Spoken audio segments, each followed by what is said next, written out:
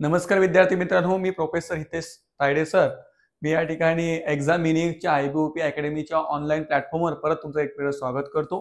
मित्रांनो, या ठिकाणी आपण मागच्या लेक्चरमध्ये राज्यपाल या टॉपिकवर डिस्कस केलं होतं पॉलिटिक्सच्या विषयावरती.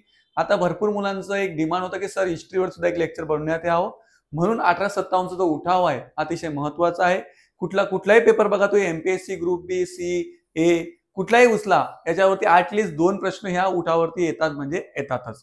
ओके, बघा मित्रांनो, हा जो उठाव आपण जर विचार केला तर 1857 चा उठाव नेमका का घडला, काय घडलं ते कारण आपण बघणार आहोत.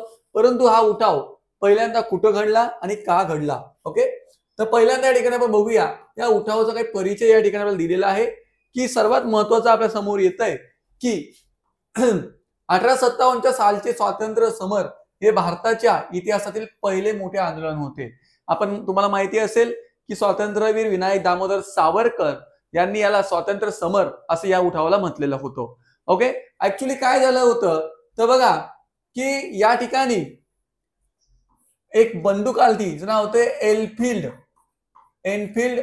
ही जी बंदूक आली होती एनफिल्ड, ओके, ती जे एनफिल्ड बंदूक होती, हे एनफिल्ड बंदूकवरती त्यावेळेला अशी माहिती पसरली की यावरती याचं कारतूस जे होतं हे दाताने तोडलं जायचं. ओके, आणि कारतूस तोडताना या साईडला किंवा या कारतूसवरती गायीची आणि डुकराची चरबी लावण्याची या ठिकाणी बातमी फैलली. ओके, यामध्ये आपण जर विचार केलं तर हिंदू बांधव या ठिकाणी गायीला पवित्र मानतात, तर या ठिकाणी मुस्लिम बांधव या ठिकाणी गायीला या ठिकाणी आपण जर विचार केलं तर हिंदू बांधव गायीला पवित्र मानतात, तर मुस्लिम बांधव या ठिकाणी डुकराला अपवित्र मानतात.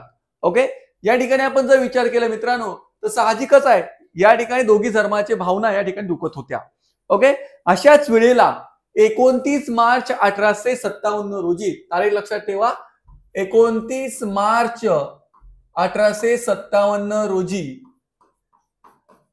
बराकपूर छावणी, कुठली छावणी, बराकपूर छावणीमध्ये या ठिकाणी मंगल पांडे यांनी काय सांगितलं की मी हे कारतूस वापरणार नाही, मी हे बंदूक वापरणार नाही. ओके, असं सांगितलं. त्यावेळेला तिथला जो गव्हर्नर होता, जो अधिकारी होता, लेफ्टनंट बॉग हा होता. लेफ्टनंट बॉग बोलला की नाही, तुम्हाला वापरावंच लागेल, जबरदस्ती करायला सुरुवात केली, ज्यामुळे मंगल पांडे संतापले आणि मंगल पांडेंनी काय केलं, लेफ्टनंट बॉगला गोळ्या मारून ठार केले. ओके, अशा तऱ्हेने 1857 उठावाची पहिली ठिणगी बराकपूर छावणीमध्ये घडली आणि कोणी केली, मंगल पांडे. आणि पुढे जाऊन मंगल पांडे या ठिकाणी या आपल्यासाठी आपले हुतात्मा ठरले. म्हणून 1857 उठावामध्ये पहिले हुतात्मा कोण ठरले असा प्रश्न जर आपल्याला विचारला गेला तर नाव लक्षात ठेवा, मंगल पांडे हे 1857 उठावामध्ये पहिल्यांदा हुतात्मा ठरलेले आपले व्यक्ती होते. त्यानंतर काय झालं तर त्यानंतर 10 मे 1857 रोजी मेरठ येथे उठावाला सुरुवात झाली. मेरठ जे होतं, या मेरठमध्ये आपल्या हिंदी शिपायांनी उठाव सुरू केला आणि त्यांनी सांगितलं की मी हे बंदूक यूज करणार नाही. ओके, अशा वेळेला काय झालं, जवळजवळ 75 शिपाई होते. या 75 शिपायांना पकडण्यात आलं आणि या 75च्या 75 शिपायांना जेलमध्ये तुरुंगात टाकण्यात आलं. त्यांना तुरुंगात टाकण्यात आल्यामुळे त्या ठिकाणी पुढे जाऊन काय झालं तर पुढचे आपल्या मेरठचे बाकी जे कार्यकर्ते होते, जे काही सैनिक होते, या सर्व सैनिकांनी काय केलं, यांच्या समोर या 75 सैनिकांना बेड्या ठोकण्यात आल्या. त्यावेळेला आपल्या 75 सैनिकांनी स्टेटमेंट केलं आणि बोलले की तुम्ही तुमच्या समोर तुमचे बांधव यांना बेड्या टाकल्या जात आहे आणि तुम्ही ना मर सारखे का उभे आहेत. ओके, असा प्रश्न केला आणि दुसऱ्या दिवशी सैनिकांना राग आला आणि सैनिकांनी काय केलं, ब्रिटिशांवरती हल्ला केला आणि पूर्ण तुरुंग तोडून टाकला आणि आपले जे 75 लोक कैद केले होते या 75ला या कैदीमधून मुक्त करण्यात आलं. आणि पुढे काय करायचं तर पुढे त्यांचा निर्णय असा होता की आपण दिल्लीकडे जायचं. ओके, पुढे जायचं दिल्लीकडे आणि त्यावेळेला दिल्ली या ठिकाणी गेले. दिल्लीला गेल्यानंतर तिथे जो नावापुरते होते बहादूर शाह जफर या ठिकाणी होते आणि बहादूर शाह जफर सुरुवातीला नेतृत्व स्वीकारण्यास तयार न होते. ओके, परंतु शेवटून त्यांना मनवण्यात आलं आणि त्यांचं मन वळवून त्यांना या ठिकाणी नेतृत्व स्वीकारण्यास सांगण्यात आलं. ओके, आणि अशा तऱ्हेने बहादूर शहाच्या नेतृत्वाखाली या ठिकाणी नेतृत्व स्वीकारण्यात आलं. ओके, त्यानंतर पुढे मग हे उठाव पुढे पुढे पसरत गेला.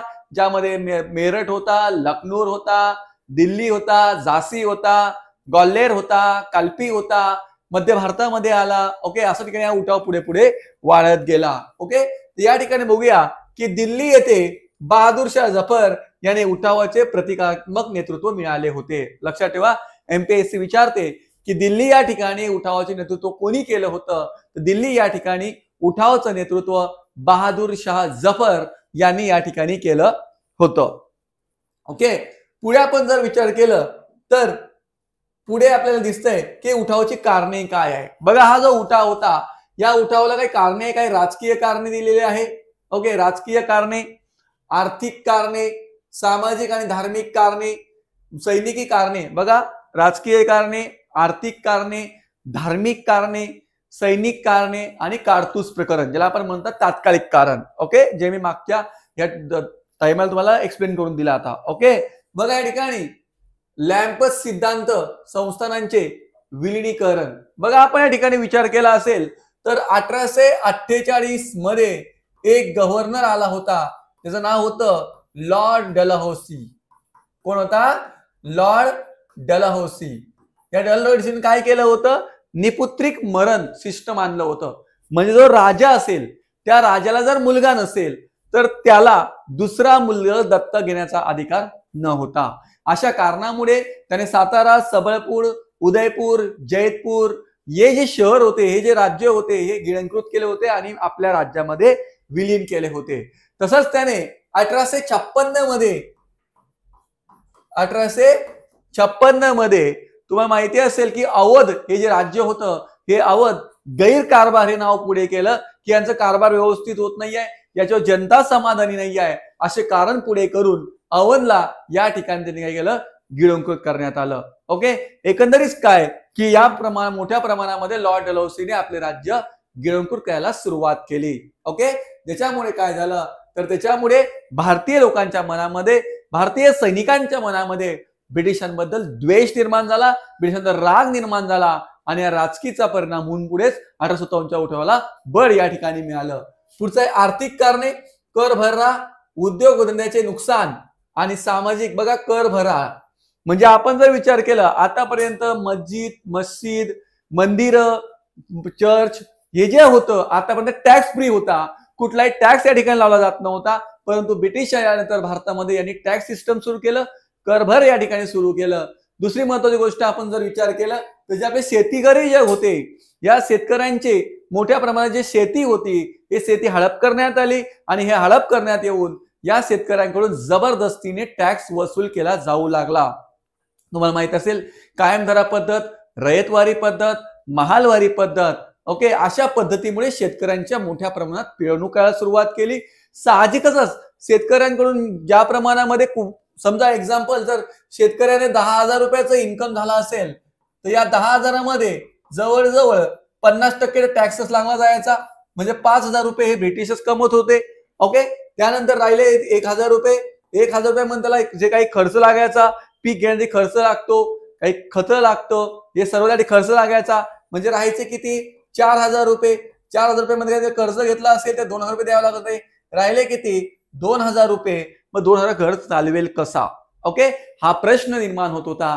आणि म्हणून काय झालं तर म्हणून या ठिकाणी जे आपले सैनिक होते, या सैनिक सुद्धा शेतकऱ्यांची मुलं होते आणि शेतकऱ्यांची दुर्दशा बघितली होती. तसेच त्यांनी काय केलं? आपला उद्योग सुद्धा नाश केला. आपल्या उद्योगावर मोठ्या परिणाम केला. भारतातून कमी भावामध्ये कापड विकत घ्यायचा, तो इंग्लंडला पाठवायचा, इंग्लंडमध्ये प्रोसेस करायचे आणि ते प्रोसेस करून जास्त भावाला आणि आपल्यापेक्षा कमी भावाला भारतामध्ये विकायचा. साहजिकच आहे, त्यांचा जो कापड होता तो मशिनरीचा कापड होता, चांगल्या क्वालिटीचा होता. साहजिकच त्यांच्या कापडाला डिमांड वाढला आणि आपला जो कापड होता हा हातावरती होता, हातमागावरती होता, त्यामुळे आपल्या कापडाला डिमांड वाढला नाही. म्हणजेच काय, एकंदरीत या ठिकाणी आपल्याला मोठ्या प्रमाणामध्ये आर्थिक सहन करावं लागलं आणि याच्यामुळे मोठ्या प्रमाणात लोकांचा जॉब गेला, लोकांचे कामं गेले आणि त्याच्यामुळे काय झालं? ब्रिटिशांबद्दल भारतीयांच्या मनामध्ये अधिक द्वेष निर्माण झाला. ओके, जर आपण विचार केला असेल की दादाभाई नौरोजी यांनी या ठिकाणी आर्थिक सिद्धांत मांडला होता, वेल्थ ऑफ नेशन. यामध्ये त्यांनी सांगितलं होतं की ब्रिटिश लोक भारताची कशी पिळवणूक करत होते, की या ठिकाणी त्यांनी एक उदाहरण सांगितलं होतं की एक स्पंज घेतला होता, जो स्पंज होता तो स्पंज गंगा नदीमध्ये बुडवायचा आणि तो तिथल्या या ठिकाणी त्या ठिकाणी नदीमध्ये जाऊन निपवायचा. म्हणजेच काय तर इथला जो नोकर वर्ग असेल, ब्रिटिशांचा नोकर वर्ग असेल, त्यांची सॅलरी, त्यांचा पगार, त्यांचा सर्व खर्च भारताच्या याच्यामध्ये तिजोरीतून केला जायचा. साहजिकच याच्यामुळे भारतीय लोक दिवसेंदिवस गरीब होत चालले. आपल्या लोकांना काही मिळत नव्हतं. दुष्काळ पडला तर दुष्काळामुळे ब्रिटिश सरकार काहीच करत नव्हतं. ओके, आणि या सर्व कारणामुळेच हा उठाव घडला होता. सामाजिक धार्मिक कारणे, धर्मांतरांची भीती, जाती व्यवस्थेवर परिणाम होता. म्हणजे जर तुम्ही ख्रिश्चन धर्म जर स्वीकारला असेल तर तुम्हाला तुमच्या वंश परंपरेत जर तुमच्या काही जमिनी असतील, काही प्लॉटी असतील, काही जागा असतील ते तुम्हाला दिल्या जायच्या. परंतु जर तुम्ही ख्रिश्चन धर्म जर नाही स्वीकारला तर तुम्हाला दिली जाणार न होता. म्हणजे एकंदरीतच ब्रिटिशांनी भारताच्या धर्मावर मोठ्या प्रमाणामध्ये हल्ले करायला सुरुवात केली होती आणि या धर्माचा, ख्रिश्चन धर्माचा प्रसार करण्यासाठी पोलिसांना सुद्धा मुभा दिली होती आणि या वेळेला ख्रिश्चन धर्म वाढवण्यासाठी मिशनरी या ठिकाणी काम करत होते.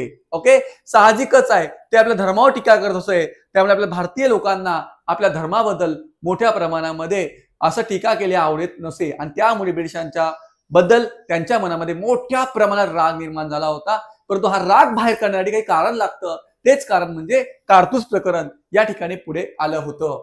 पुढचं आहे की कारतूस प्रकरण आणि पगारातील तफावत. सैनिकाचे कारण आपण जर विचारलं ते कारतूस प्रकरण होतं आणि त्यानंतर काय होतं तर तफावत. समजा उदाहरणार्थ जर भारतीय माणूस 5 वर्षापासून जॉब लागला असेल, त्याची सॅलरी आणि आता लागलेल्या ब्रिटिश अधिकारी सॅलरी आणि सॅलरी सेम राहायचं. भारतीयांना सुभेदारपेक्षा वरच्या पदावर माहिती दिलं जायचं नव्हतं. किती हुशार असला, काही असला तर भारतीयांना या ठिकाणी कमी लेखलं जात असे. जेव्हा मेन युद्ध व्हायचं त्या युद्धामध्ये भारतीय सैनिक पुढे असायचे, परंतु ज्यावेळेला विजयाची माळ पडायची तर त्यावेळेला गोऱ्यांच्या गळ्यामध्ये विजयाची माळ पडायची. ज्याच्यामुळे काय व्हायचं, भारतीय लोकांना जास्तीत जास्त अपमान केला जायचा.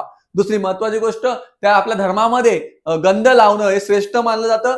टोपी ठेवणी किंवा पगडी घालणी हे सुद्धा श्रेष्ठ मानलं जातं. परंतु ब्रिटिश या ठिकाणी गंध लावू नका, पगडी घाला नका, दाढी करा, दाढी ठेवा नका, अशी या ठिकाणी धर्मावर मोठ्या प्रमाणामध्ये त्यांनी धर्माची पिळवणूक करायला सुरुवात केली होती. साहजिकच आहे भारतीयांच्या मनांमध्ये आणि भारतीय सैनिकांमध्ये ब्रिटिशांबद्दल द्वेष जास्तीत जास्त निर्माण व्हायला सुरुवात केली. त्याला परदेश गमन हे सिस्टम खूप वाईट होतं.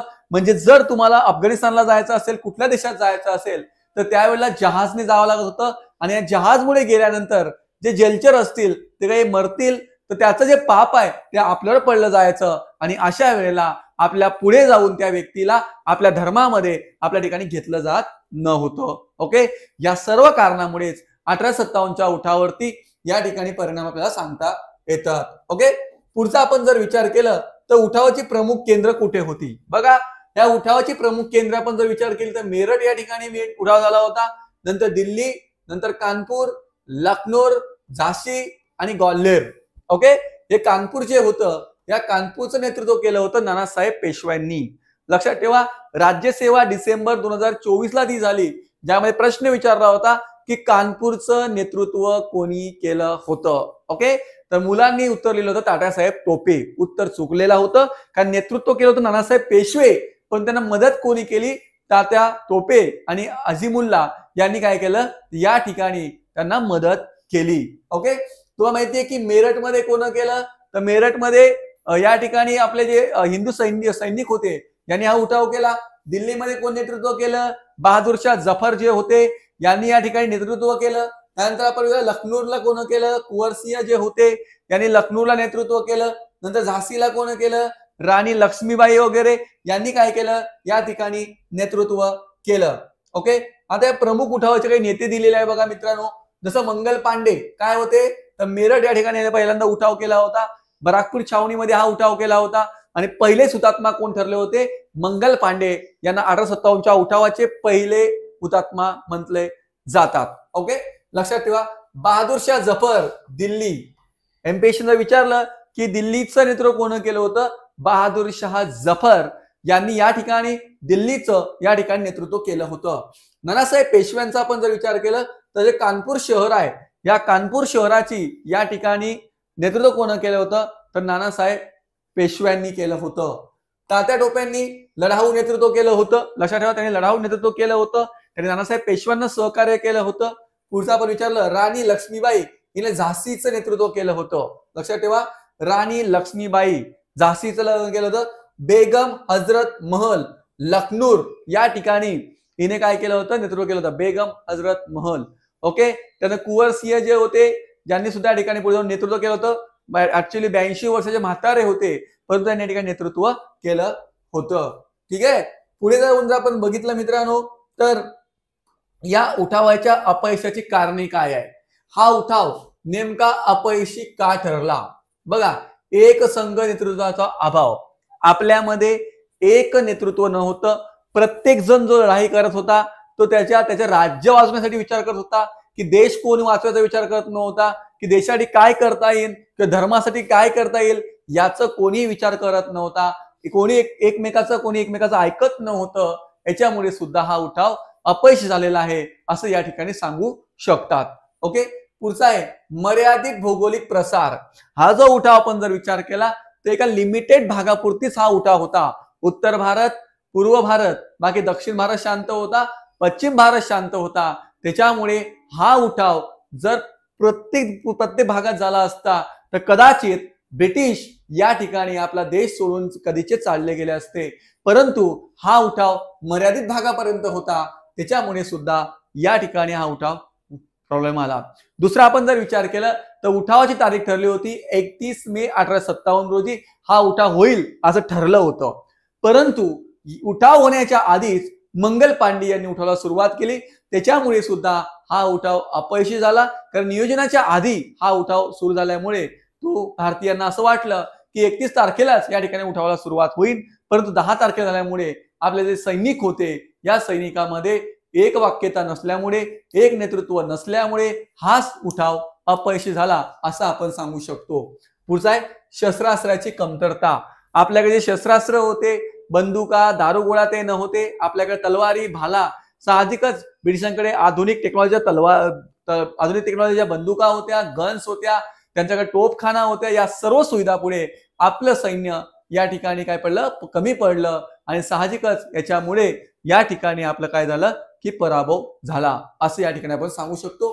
पुढचा आहे इंग्रजांची संघटित आणि तांत्रिक तयारी होती. इंग्रजांकडे युनियन होतं, इंग्रजांकडे टेक्नॉलॉजी चांगली होती, आपल्याकडे युनियन नव्हतं आणि आपल्याकडे टेक्नॉलॉजी चांगली न होती.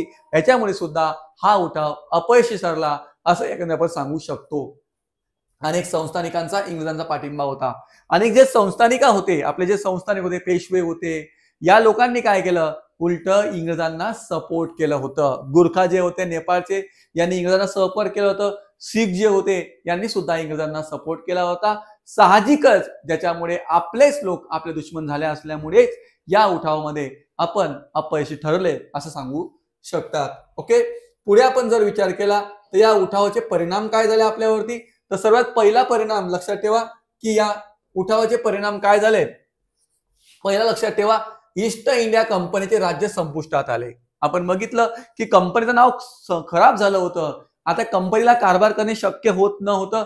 म्हणून काय झालं, तर या ठिकाणी ईस्ट इंडिया कंपनी बरखास्त करण्यात आली आणि या ठिकाणी जर कारभार कोणाकडे आला तर राणी हिच्याकडे हा कारभार आला. राणी व्हिक्टोरिया हिच्याकडे हा कारभार आला. ओके, तर या ठिकाणी आता जो कारभार बघणार आहे तो बघणार आहे राणी व्हिक्टोरिया बघणार आहे असं या ठिकाणी झालं. भारताचा कारभार थेट ब्रिटिशांच्या क्राऊनकडे गेला. आता कोणाकडे गेला, ब्रिटिशांकडे हा पूर्ण कारभार आला.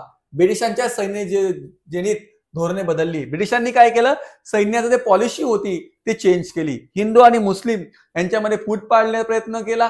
दुसरी महत्वाची गोष्ट, जिथे उठाव झाले होते त्या उठावामध्ये त्यांनी ब्रिटिशांचे सैन्य जास्त वाढवले आणि भारतीयाचे सैन्य कमी करण्यात आले. पहिले कसं होतं, एकाच दोन असं होतं, म्हणजे इंग्लिश सैन्य किती एक असेल तर भारतीय सैन्य 2 असायचं. आता काय केलं त्यांनी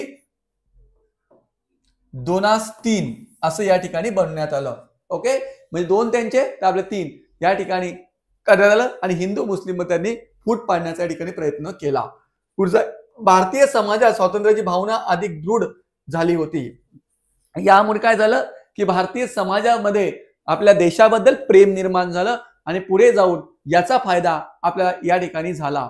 त्यानंतर राणीने 1 नोव्हेंबर 1858 रोजी एक जाहीरनामा काढला, ज्याला अलाहाबाद या ठिकाणी, ज्याला आपण सध्या प्रयागराज हे नाव दिलं जातं, या ठिकाणी एक जाहीरनामा काढला आणि सांगितलं की याच्यानंतर कुठल्याही भारतीयांच्या धर्म जातीवरती आम्ही बोलणार नाही, जातीनुसार नाही तर गुणानुसार आम्ही या व्यक्तीला नोकरीमध्ये स्थान दिलं जाणार आहे, आम्ही तुमच्या धर्माबद्दल ढवळाढवळ करणार नाही, असं राणीने या ठिकाणी अलाहाबाद या ठिकाणी जाहीर केलं होतं. ओके, पुढचा आपण जर विचार केला तर या ठिकाणी इतिहासातील काही महत्वाचं आपल्याला बघायचं आहे, जे खूप महत्वाचं आपल्यासाठी 1857चा उठाव हे भारताच्या स्वातंत्र्याच्या लढ्याचे पहिले पाऊल होते.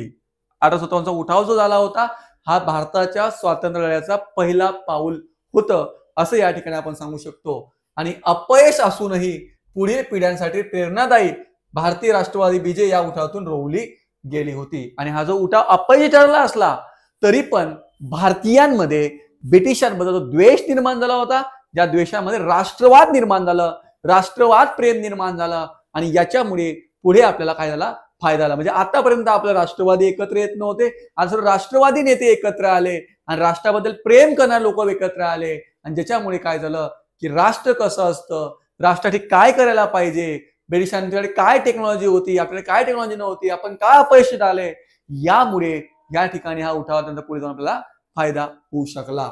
ओके, आणि त्यानंतर आपण जर विचार केलं तर बघा तुम्हाला काही सराव प्रश्न आपण दिलेला आहे बघा मित्रांनो, ज्यामध्ये पहिला प्रश्न आपल्या समोर येतो आहे जो म्हणजे 1857च्या उठावाचे केंद्र कोठे सुरू झाले.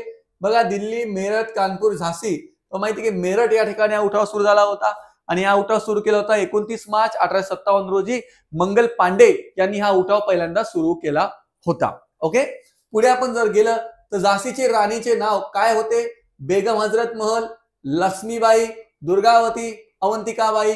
म्हणजे अवंतिकाबाई गोखले तर हे आपल्या महाराष्ट्रीयन होत्या. ओके, तर उत्तर काय आहे, लक्ष्मीबाई. बेगम हजरत कुठल्या होत्या, तर बेगम हजरत महल यांनी या ठिकाणी लखनौचं नेतृत्व केलं होतं. ओके, आपल्याला कुठले विचारलाय तर झाशीच्या राजाचे नाव काय होते.